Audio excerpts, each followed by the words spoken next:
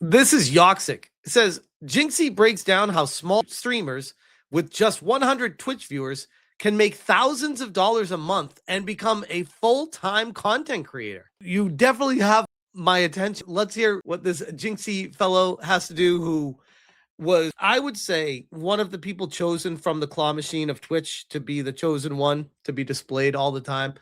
Content creator of the year. I'm not trying to knock this guy. I'm sure he's great at what he does, but I almost feel like he had a very smooth ride to the top. He didn't really have to work to get there.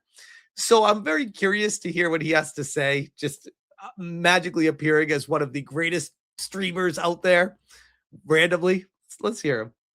Once you're there, you can take the leap to streaming full time. Yeah, I think once you hit 100 viewers and get Twitch partner, you could definitely be a full-time streamer, like for sure.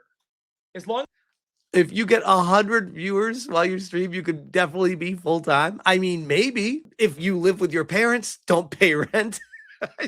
Sure. I guess it'd be a good like summertime gig when you're like an older teenager. Sure. What? If you're streaming every day, yeah, for sure.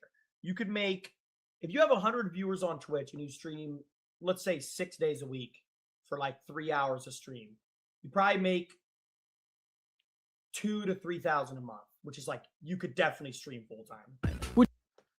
Where the fuck does this guy live?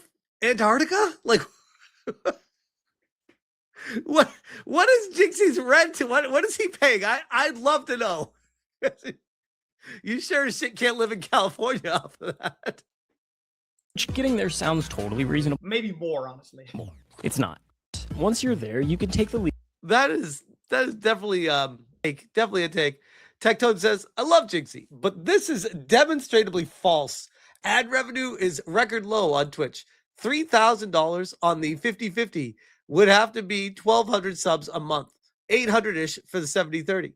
No one at 100 CCV is hitting those numbers of subs outside of a subathon. You'd be lucky to make an extra $400 of ad revenue on 18 hours a week, so it's 72 hours a month.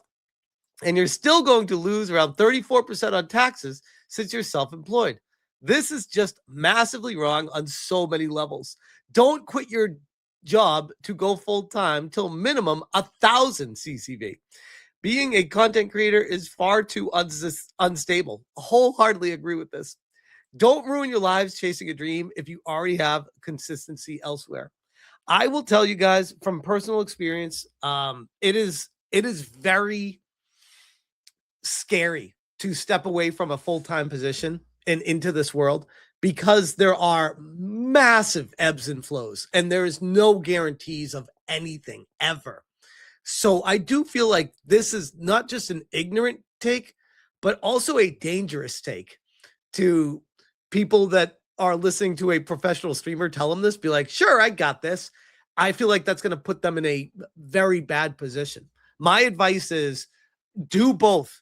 I know it's hard and I know you got to balance and juggle, and it's busy. You don't have the free time like you thought you used to, but you know, that's unfortunately, if you want to even try to make it in this world, that's the bare minimum of what it takes. The bare minimum is holding down a day job and doing this in your free time. That's at some point, maybe if you do this in your free time and it takes off enough to the point where you can feel comfortable and confident enough, which I still, at the point where I've been in my life, I'm like, I've been in so many tough spots. I've been in financially challenging situations so many times in my life that I am always very hesitant to take a leap of faith and be like, no, we got this. No, you never know. You never know. This is dangerous fucking advice. This comes across as someone who was just gifted into the world of being a successful streamer, never had to grind to get where he is, never had to work to figure out what it takes, what the months in between can be like. This is someone that just jumped into the game and just made it. How? Fuck if I know. But I will say, this is not there's no way to talk about this without sounding jealous. I promise you, it's not jealousy.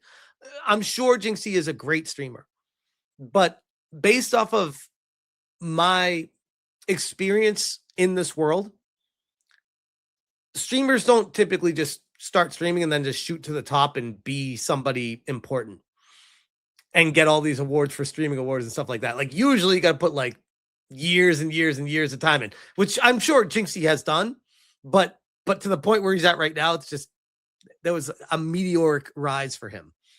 It's very strange. That's all I'm saying. He's gatekeeping. He's discouraging. No. I'm telling people to keep a day job, but pursue your passion. I want more people to do this if they want to do this. But as I've always warned, every time I say, if you want to do this, I always caution people with, I feel like people get the idea in their head like, oh, it'd be so cool if I was that person doing that stream every night and I was the one everyone was coming to. Which, yeah, it is cool. It is. I love the, hey, it's my show and you guys come watch me. That's awesome. What a lot of people don't see is what feels like, I know it's not this, but it feels like the 24-hour a day researching, organizing, and making sure you get your stories correct and get the data as perfect as possible. I'm not perfect, but I'd like to say my accuracy is better than most. And I pride myself on that. So when I do fuck up, I feel bad about it, but that doesn't happen overnight. Like, it took me years. My fuck ups have been increasingly less and less the more I've done this. And that's why I go back to, like, it takes time to build up to know what you're doing, where it becomes second nature. And initially, for everyone, it's not. So this is a very dangerous take. That's all I'll say there. But I wish everyone the best in their pursuit of a streaming career, and I do not want to ever discourage anyone from doing it. Just know what you're getting yourself into. Sergeant Sapien for the $1 Rumble Rant says, it's like Hollywood. Few people make it, and the ones that do get lucky to be discovered by the algorithm, in quotes, discovered. Yeah, exactly. And again, not throwing shade at Jynxzi. I'm sure he's a cool dude, nice guy. I've never interacted with the guy. I just feel like that take was not great. that was the kind of take I'd expect out of a channel that's like way smaller. Being like, yeah, I could totally make it with this. Like, bro, maybe if you live in like fucking Idaho, I don't know, like Arkansas, what the rent prices are, I don't know.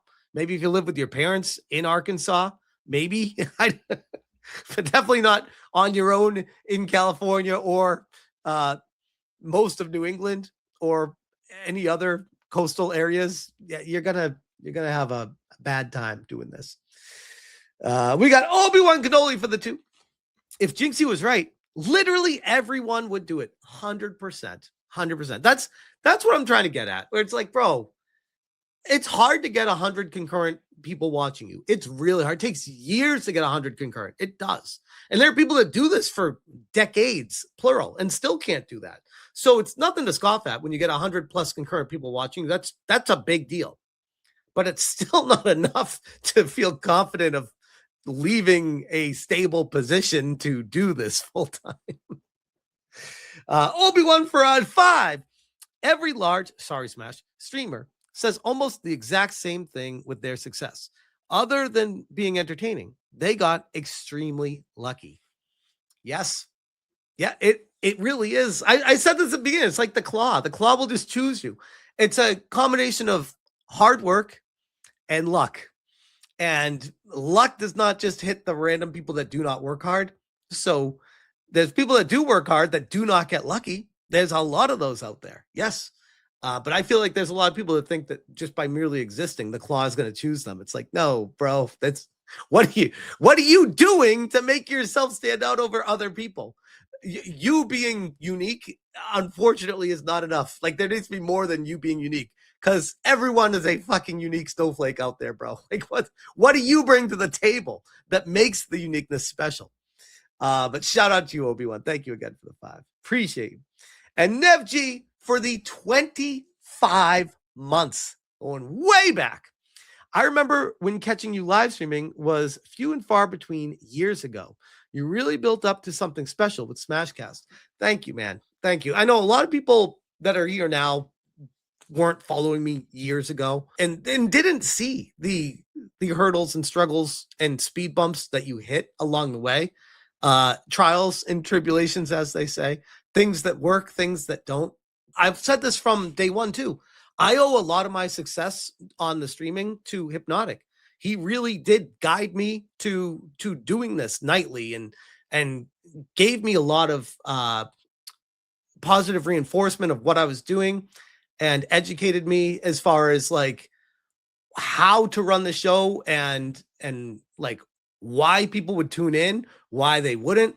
And I mixed that with what I was doing beforehand and tried to make it my own thing using his advice. And I genuinely do owe a lot to him for that. But thank you, Nevji. Yeah, it wasn't, people think you roll out of bed and just, you get 300 plus people watching. It's like, no, bro, no, there's so much time. I'd say blood, sweat, and tears, but it's really just time, lots and lots of time and effort, and luck to get to this point. It really is.